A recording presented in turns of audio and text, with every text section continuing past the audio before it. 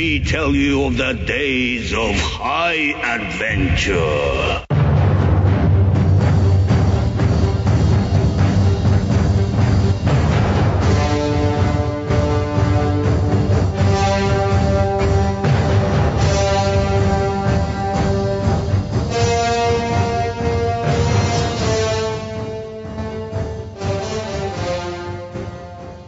Hey, I'm Mike.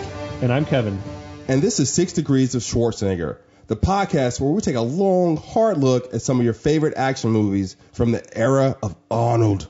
Schwarzenegger is the icon of the genre, and we're taking a deep dive into some of these 80s and 90s cult action movies and breaking them all the way down.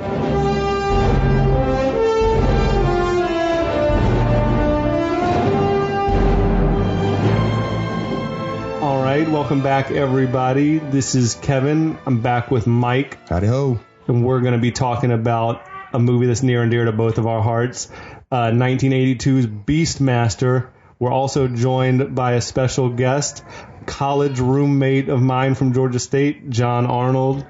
Hi. We're very excited. We're very excited to welcome John in from out of town, Beastmaster aficionado. I don't know about that, but greetings from Houston nonetheless. John, do you remember the first time you saw the movie? I have vivid recollections of just about every Sunday coming home from church, my sister making lunch, and us watching Beastmaster every week. Just about. I feel like it was on TBS every week. Yeah. Like it was reliably, it would be on once a weekend at least. Yeah, I was watching, I was looking at some notes and it was, somebody said, because it was on HBO a lot, and he was saying, has Beastmaster on or something like that. That's what HBO stands for. And I'm pretty sure that's where I saw Beastmaster as a kid. I didn't grow up with HBO, so I was watching that TV edit all along. So seeing it now opened my eyes a little bit. That Beastmaster was the second most frequent showing on TBS and TNT behind Gone with the Wind. Really? Yeah. That's a true fact? That's a true fact. That's Look that awesome. one up. That's Googleable. Look that one up. Cool. Yeah, this movie, I probably hadn't watched it in 15 years at least, maybe 20 years. And when I was watching it, it all came flooding back. Yeah. I agree. I don't even remember the last time I saw it, but you're right. As soon as I started watching it, it's like, oh yeah, I remember all of this. I mean, any time back in the day, if I was flipping through the channels and it was on, I would stop and watch to the end. Yeah, definitely. Really? I think so. Yeah, I loved it. I was. John and I are a bit younger than you. Like, I'd be 10 years old. I'd get probably my He-Man toys out, and I'd just sit and watch it the rest of the way and play with my toys. I don't know if I could say I love this movie, but I do remember watching it like many, many times. Like, and that's the thing that sticks out to me. I just know I saw it all the time. I guess, and we're going to get to it, the one thing that sticks out to me is the bird people, but just because that's such a cool scene. They're creepy. Yeah. But all right, let's get to the meat here.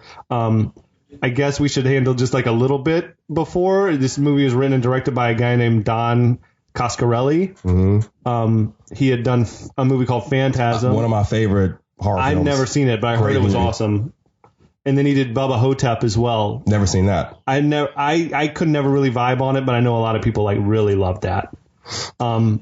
There was probably I did the research. There's probably 15 or so Barbarian movies that came out, around this same era, like early 80s to late 80s. Big sword and sorcery time. Yeah, it was and He-Man, of course, was big on TV, and it was just like a heyday for dudes running around in loincloths with swords and stuff. But I give Conan. I feel like Conan was like the flagship. Yeah. Movie, right? And this is the one that came, and this movie came out the same year, correct? Like just a couple months after. Okay. They were probably in a race, we can get this out when Conan's still a movie that people are talking about. Not according to the DVD commentary. Coscarelli denies that he knew anything about Conan. I find that. I mean, it's a lie. Yeah, that has to be a lie. Absolutely. I feel like. Absolutely. I mean, I know they didn't have social media like we do now, but I feel like Hollywood back then was a lot smaller. Small town. So that script was floating around, and this does have the feel of like a knockoff, of course, a knockoff film. Although it's based on a book, and I forget the lady's name, but. John knows. Andre Norton. Yeah. The Last Navajo. But that's a woman though, right? I'm not sure. Yeah, it was. So the name is Andre Norton, but I know it's a female that wrote it. Okay. So I guess that's her pen name. And it was like a person a warrior who talked to animals. Mm-hmm. Yep. Yeah. It's like a violent The same Dr. kind of thing, Dolittle. like Puma, Eagle, Bear, Wolf kind of. I rated R Dr. Dolittle. with a lot more like ass cheeks. Exactly. A lot. I mean, the opening credits on this thing are terrible. It's like all these still frames of animals. It's just production stills, basically, I feel like. Just the same hawk or eagle, whatever, over and over again from different angles, and the big cat. Yeah. Yeah. Just, the music was great, though. I think we can agree. I like the music. Excellent. Really? I don't know who. I don't know It who doesn't did stick it. out to me. Yeah. I just remember thinking, the music's outdoing what we're It's seeing. very cinematic. The guy's name is Lee Holdridge, and the only other thing he ever really did was the theme song from Moonlighting, for which he Nice. won like a daytime Emmy. Very nice. I don't think I ever watched Moonlighting either, or would know this. But the thing is, song. so the guy wasn't doing just like schlock B movie type, like in his garage. He had like a career. Gotcha. Real quick note. So this film was made in California. Doesn't it look like it was made in Italy or Spain? Like they just like took the whole crew over there for the real cheap because they could just film over there. What I read said like California and Nevada. Yeah. Like the Mojave Desert or Death Valley area. Yeah, but doesn't that like boost the production It cost? looked awesome. I mean, I thought the landscape looked nice, the rock formations and all that. We also, I think, all noticed that this movie was shot by John Alcott, was the cinematographer, who's like a big deal. Yeah. He was like Kubrick's guy. Yeah, I didn't know that. This dude shot, before this, he shot Clockwork Orange, Barry Lyndon, and The Shining. So you basically. And then he went into do the Beastmaster. So you're saying Beastmaster paid for like that 2-door garage in his house, or he wanted to kind like of never another worked car? for Kubrick again. There had to have been some. They had a falling out. Event. Another theory: Kubrick saw Beastmaster and said, "You'll never work for me again." But you have to think that when people make movies, especially like a movie like Beastmaster, they go into it with all good intentions, right? Oh, of They're course. like, I'm making a quality film, especially Don Coscarelli. Like, he seems like the kind of guy that's like really enjoys making movies. Did he, on the commentary, did he take the movie seriously after the fact? Yeah, it seemed by and large like unironic. Like you hear some like 80s directors and stuff talking about films, and it's like kind of tongue in cheek. They didn't really care about it, but in his defense, it seems like he was in earnest. Like I'm just trying to get my foot in the door, so I'm making this movie for Roger Corman right quick before I get my own movie. I guess this is where the plot of the movie kicks in, right? We got these like robed figures walking through some village. It all is like very desert looking. Walk into a big ass pyramid. A Mayan. It did pyramid. have that Mayan look, like tiered stair steps. Kind of reminded me of like the Three Wise Men.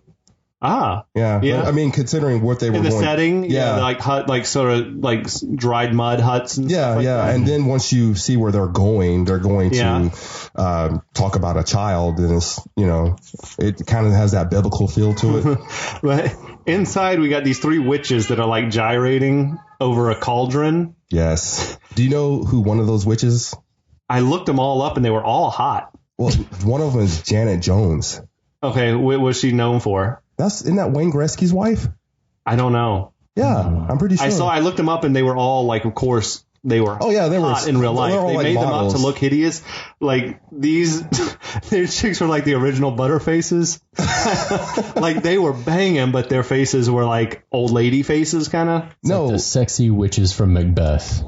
Like it doesn't work. So, yeah, Janet Jones was which woman, number 3. Number 3. Yeah, I don't know if that I means never could tell which one was supposed to be which. Yeah, I don't know which I looked one them was- all up, and they were all like, of course, they were like the hottest chicks available at the time. So I thought that was kind of interesting that like there are like real people in this movie. And I know that sounds weird, but there were like Real people. legit like named people. No, I know like, what you mean. Though. Like they I went know- on, they had families. Yeah, they had people who careers. cared about them. It's like that's a real person. They're a real person, not just like a disposable. Exactly. And this was the first and only thing they ever did. Yeah. Well, Janet Jones did marry Wayne Gretzky, so I wonder if that was like, so one of the witches gave us like a lot of ass crack on that. Like the skirt shifted to the side. I wonder if that could have been Janet. And I saw this on YouTube, and it said, "Hey, everybody out there, it's on YouTube." It's and on YouTube for free. and it shows everything. Everything. So So check if that that means out. anything to you, If you want to press pause and watch the movie and then come back, Butt Creek at 2 minutes and 32 seconds.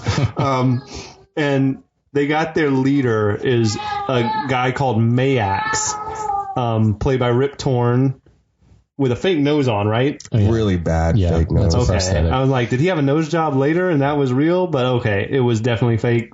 So it's like a bird-like nose. Yeah, he insisted on that. I think he brought that from home as a part of his personal collection. It really kind of makes no sense why he has that nose. No, it's distracting. Like, I wonder if, like, because Rip Torn, to me, seems like the kind of actor that was, like, drinking Jack Daniels during takes. So I wonder if he was, He's like an old school guy, yeah, like just a tough guy. like hitting, doing cigars and everything. So I'm wondering if he was, like, had a busted nose or something like that. Makes sense. So he grew up in Texas and was a rancher, and said that he got into movies and acting because he wanted to buy his own ranch. Okay. So rough and tumble Texan, and then as we see later in the movie, he's got some physical strength, even though those are children. See that later, but He's been pressing toddlers. Arnold would be proud. So these witches, they prophesized that the unborn son of the king, King Zed, is going to kill Maax. So Maax plans to kill the son first, I guess. And this is one of those lines that sticks in all of our heads, I think, where it's like, he will die. He will die tonight. It's just all like over the top. Yeah. But I love it. At this very moment, right when they're talking about we got to kill Zed's son, that's when Zed walks in with all his little soldiers, and he's got his top lieutenant there, which is John Amos. Yeah, John Amos plays Seth, the palace guard, and he's in full guard regalia or his outfit and everything like that, which kind of sets up when you see him later on in the film. So John Amos from Good Times, right? Yeah, pretty much. I mean, other stuff. He was the bad guy in Die Hard 2. Yeah, he was. Or one of the bad guys in there. So he's got like some action movie pedigree. He's great in here. I mean, he looked great in like the get up and all that, the loincloth. Yeah, for me, it was like I knew John Amos from mostly Good Times at that point, and it was just good to see him in like an action film because you didn't see a lot of black actors in action films back then. Mm-hmm. So for me to see that was great. And he got to be like the strong, like the tough guy, the good tough guy. Yeah, absolutely. So then Zed tells Maax, "You're out of here. Basically, we're kicking you out of the village." And Maax, he lays out the whole plan, like, "I'm gonna kill your son." Well, so we talked about this, like.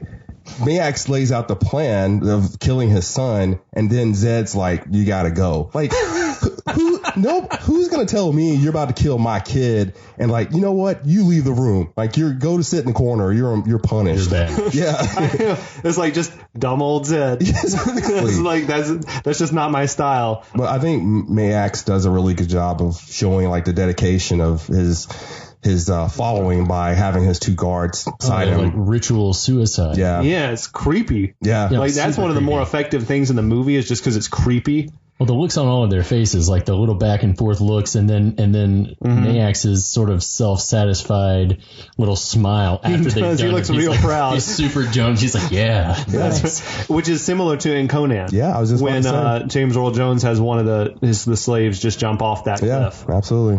Whatever, Zed. He's like, all right, take him prisoner. Yeah. Like, that's just not, I guess that's not how Zed handles conflict. He's just like, he just lets him go. We're going to walk you out of here and don't ever come back. So, like, it's not like he stole his book bag or anything like that. He's like, he literally said, "I'm going to kill your kid. You're not your kid, your unborn kid." Like, you can't just let that dude go, man. So, I love after this, we cut to one of the witches is creeping into Zed's tent. So Zed basically, and I don't even know how Zed was back in the tent in bed already at this time when they're escorting Maax out on a horseback or whatever, but he's just there, no guards around, open air tent. I think that you kind of have to preface this part is the same with the rest of the movie, and that is that as far as time is concerned, that a suspension of disbelief maybe is necessary. Okay. Like, maybe hours have passed. Yeah, for me, if it doesn't make any sense. If some dude with a cult-like following is like, "I'm going to kill your son tonight," I just can't see going back home and going to sleep. Like, have some Z's. Honey, it's been a rough day. Can you believe what Maax told me? Can you not said he was going to kill my kids? All right, good night. Good night. He was sound asleep. Well, that one witch, he was asleep, but the witch, she didn't just sneak into his room. she snuck in with an ox. Not a cow, not a goat, a friggin' ox. Like, the smell alone should have woken them up. I mean, I'm surprised it didn't have like one of those ox bells on it. Like, ding, ding, ding, ding, ding. And like, they were just like out. And she's pregnant at this point. So, she's got like morning sickness or like. It's not like creeping around corners by yourself. Yeah. You're dragging like 700, 800 pound of beef behind you. So this is kind of badass because I like this moment where the witch has some sort of potion that she pours across the throats of the two of them that's like glowing like bright blue, I think. And it like pins them down sort of in some kind of way, like immobilizes them, which was a cool effect. And then she does some sort of witch type spell and transports the baby from the mother's belly into the ox. Yeah. Which I'm not really sure why it needed to be done in this way rather than just kill the baby right then and there, especially if you're like, this baby's going to kill Maax. Yeah. It seems like Maax's top priority should just be, we got to kill this baby by any means necessary, not some big ritual. So like I said earlier, I felt this movie was about 15 minutes too long. That's just a moment where they could have killed the baby Beastmaster right then and just been roll credits.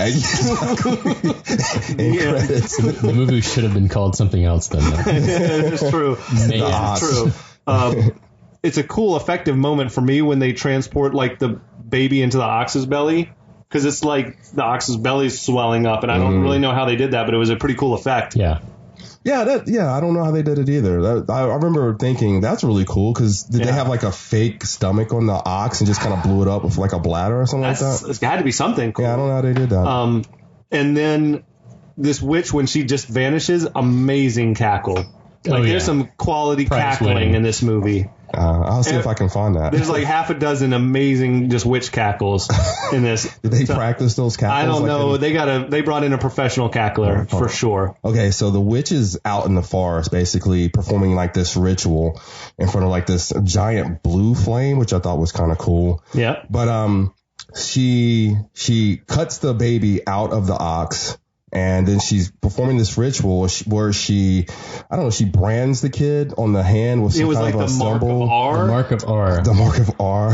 The god. Yeah, that was when Maax outlined the plan. Brand the baby, cut from the mother, sacrifice. Right, like that's how it had to be done, I guess. That's the sequence. But they never say like, what's the point of branding the kid if you're just going to kill it? I guess it was sacrifice to the god. But if all your plan is to keep this kid from one day killing me, you definitely didn't have to do it. No, again, like I said, 15 minutes could have easily have been cut out of this. But I guess they had to have a way to recognize that he was the firstborn later in the film. So. Right. But so just by chance, like this person out of nowhere comes along and he kind of sees what's going on from behind. He's, creeping up on the lady. And he sees her raise up a knife. Right, and he hears a baby crying. Is that what he can tell like that something bad's happening. Here's the branding. Here's the baby scream when the witch brands. Like, this isn't right. So he takes out I think it's called a glaive. If you've seen Krull, it's a lot like the glaive in Krull. But he throws it and he hits the lady in the back, right? Basically, not killing her because I think she disappears. Yeah, she he walks up on the body and then when he pulls the thing out, like the robes just collapse like Jedi style. Obi-Wan's. Yeah. Yeah, but doesn't she come back and like throw him into the fire? She appears again behind him and whatever. They fight a little bit and he stabs her with his sword. Yeah. And that seems to finally kill her. Yeah. But she falls into the fire and goes up like right in a puff of smoke or something. Yeah, she's combustible. That must have been Witchy Woman number one. She let out a great cackle.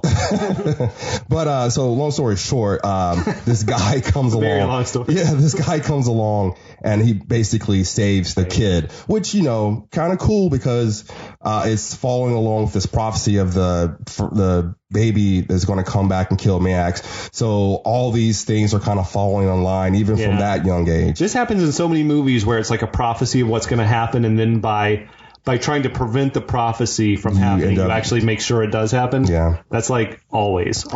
So we skip ahead a couple of years, and now the kid is being trained by his new adopted father. Right. And they're sword fight training, and then his dad pulls out he's got the thing. Yeah, so his dad pulls out the he's like, hey, check out this really cool thing.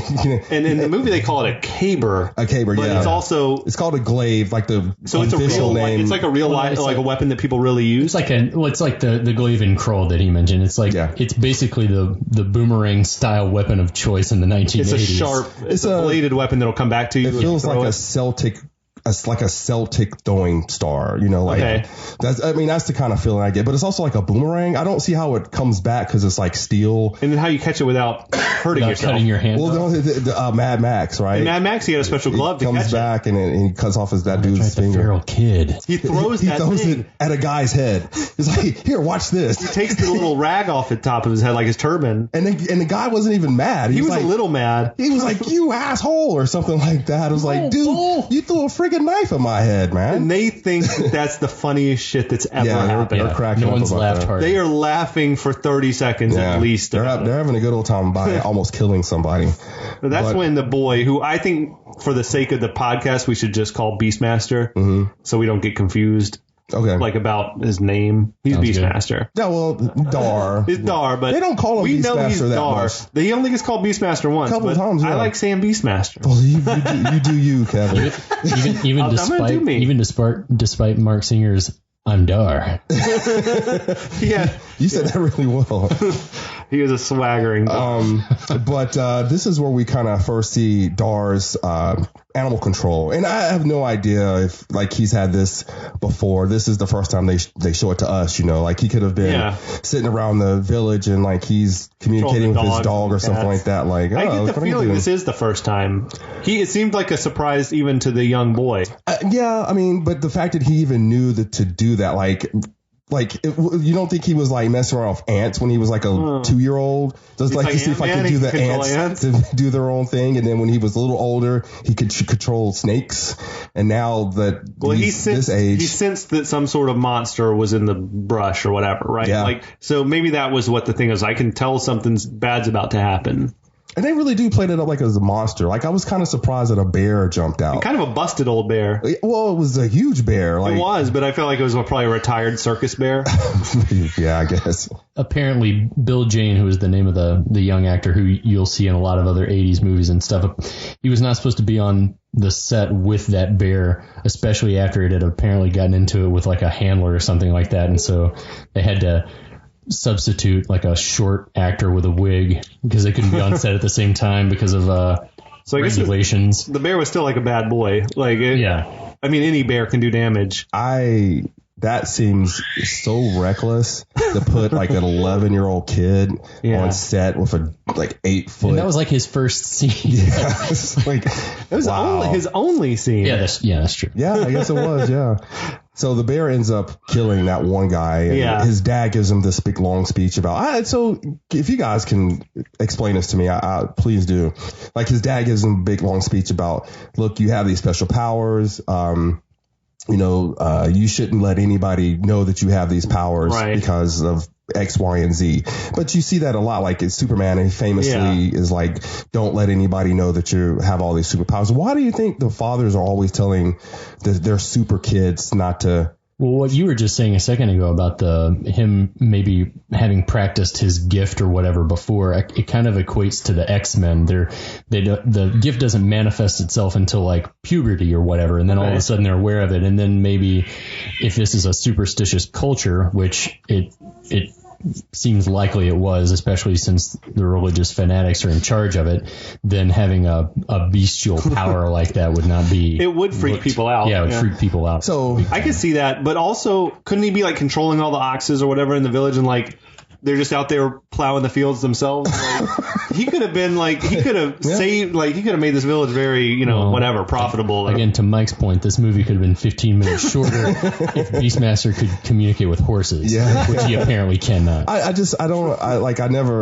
Superman I get because he's like an alien and like nobody else on supposedly nobody else on the planet has like these superpowers, but in this world you have witches and warlocks, and I mean that's true. You might even have a dragon or something like that. Like, you just have all these mystical things, and so for somebody to talk to animals, that to me seems kind of like not that big a deal. Like, I feel like every village has somebody that talks to animals. So I just thought it was interesting that I want that on a shirt. exactly, like the local shaman is like, exactly. go talk to the animals. So basically, it's a plot device. But Dad tells him, don't tell anyone about your animal secret, and the brand that's on your hand will be your guide for the future. Yeah, that seems like his dad knew a lot. So a lot of information Dad was giving out. A lot of exposition from Dad. So we jump forward by probably another 20 years. Yeah, so Dar's all grown up. Now he's a blonde guy now. Now he's Maax Singer. Oh, was he? The little kid was. He was dark brunette. brown. Yeah, he was. He's like a mousy brown. Yeah, he became blonde now. Oh, I didn't even really notice that. But so we're first introduced to Maax Singer as Dar, or the Beastmaster. The Beastmaster, the title character. He had a very Luke Skywalker vibe to him, didn't he? Oh, yeah, totally. Like he's the farm boy, whatever.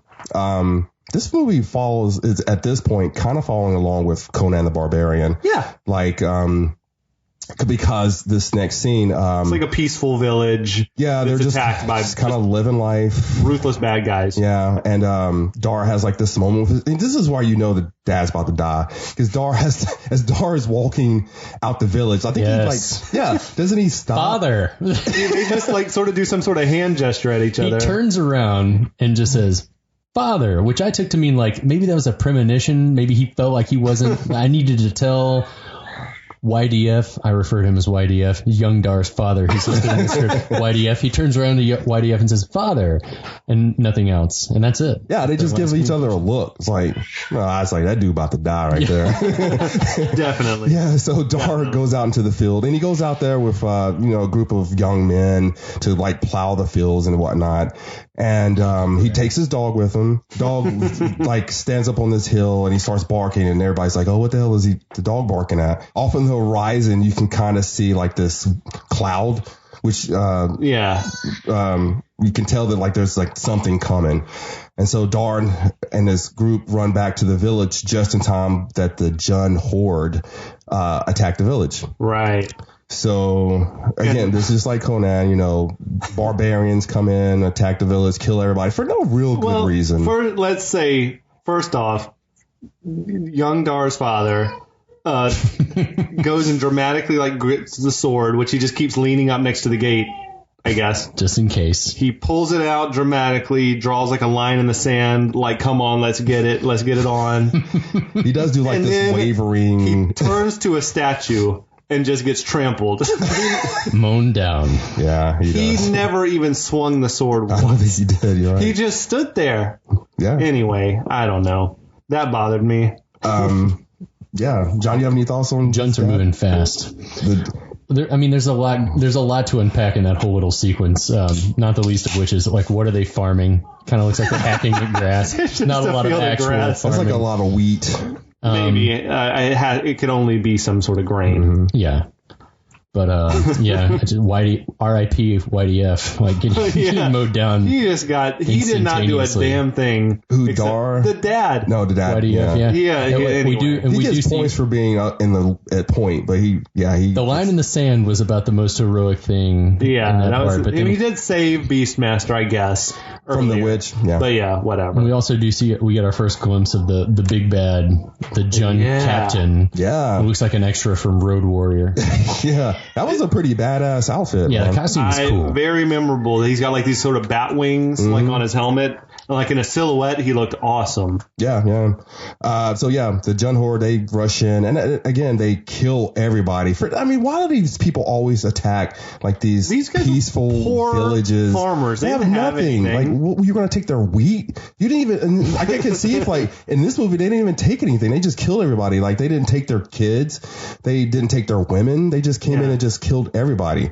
So, But Dar rushes in. He's trying to fight everybody, and I think he gets in a couple licks with the... he takes a guy or two out. Yeah, and I think he gets into a fight with this sets up the end of the movie because he gets into a little bit of a fight with the Jun Horde leader. The big right? bad, the big bad guy, right? But I forget what happens. Like some guy's knocked out the way. He gets from behind and kind of knocked out. Dar gets a lot of blunt force trauma to the head in this scene.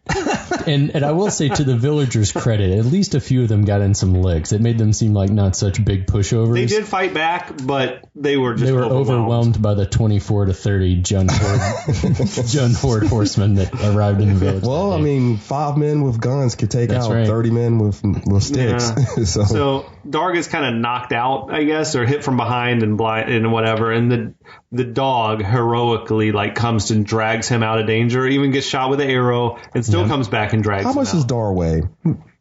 Probably 180, 190. 180. Because he's muscle, so I would say like 180. Yeah, and that dog pulled that guy all out into the field. That was you could tell when watching the movie that he was on a dolly. Yeah, absolutely. It kind of rolls. Yeah, the dog, I didn't remember the dog grabbed his shirt and then kind of dropped it, but he could still see him pulling him away. And he wakes up sometime later, who knows, whatever. And he comes back. Well, first, I guess he wakes up and he sort of mind melds with the eagle. For a split second. It's the weirdest thing. He's seeing through the eagle's eyes. Yeah. Right? Yeah. As he's laying there, as he's waking up or whatever. It's was that eagle sent to him? Because there had to have been plenty of eagles from the time he was with the bear to the time that he was the man. Yeah. There have been plenty of eagles that have flown past that village. So why this eagle, That's true. I don't know why. It was almost like it was meant to be. There's a moment when Dar gets a knock on the head and some person falls out of one of the stilled houses in that battle where you hear the chimes and that, Kevin, you want to do the eagle noise? Oh man. It's just like... That's my all-time favorite sound effect. All-time favorite. That's my favorite sound effect, dude. It makes me laugh. Really? Not his hawk call? His call? Yeah, but who amongst us has not practiced that hawk call after seeing this movie? I can't do it. But yeah, or it was when the dog got shot with the arrow. Yeah, something. Yeah, some moment there was a sound effect, and it just seemed like something happened. I thought maybe he was just feeling the dog's pain. Yeah, that's. I think it was some sort of empathetic reaction to the dog getting shot that sort of opened the floodgates of his ability to communicate with him. That's a kind of a sad moment. Yeah, the dog. That dog was a hero. Yeah, the dog sacrificed himself to. And there's no chance my dog would not try to drag me out of. Oh yeah, Grace would be licking my face, get up, Dad, get up, Dad. But he bonds with the eagle, who he calls Sharak. Mm-hmm. And then he goes and he finds that the Juns had put all the villagers up on pikes, which was super gross. Some of them are just laying around in a that's village, true. Yeah. But that was gnarly. Well, I mean it's putting heads on pikes. Brutal, yeah. It's just very for this movie. There's not a lot of blood in this movie. That was one of the more gruesome things. Oh no, there's a much more gruesome scene coming up. This is where Dar starts his journey basically, because now he's got his hawk. Well, he lays all the villagers to rest. Yeah. And there's that poignant moment that almost got me choked up when he lays the dead dog in his father's arms. Yeah. This is for this type of movie, that was tender moment. Yeah, absolutely. Yeah, it was kind of cool. That one got me just because as a dog owner. Yeah, absolutely. I totally get you. Well, dear listeners, that's all we've got time for this week. But please join us next time as we continue our breakdown of The Beastmaster.